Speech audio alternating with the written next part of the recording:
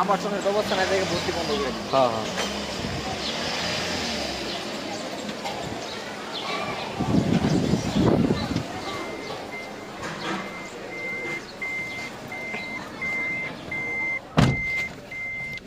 আলহামদুলিল্লাহ এসেছিলাম বাংলাদেশের হাকিমুন নফস হযরত মাওলানা মুফতি মুশতাকুন নবী কাসিমি হাফিজাহুল্লাহ ওনার মাদ্রাসায় এসে জোহরের নামাজ পড়লাম এবং তারা মেহমানদারি করেছে, খানাপিনা করেছি আলহামদুলিল্লাহ। এখন মাদ্রাসার উদ্দেশ্যে আমার নিজ মাদ্রাসা নরসিংদী মনোহরদী বড় মির্জাপুর কালপারপুর মাদ্রাসার উদ্দেশ্যে রওনা করলাম আলহামদুলিল্লাহ।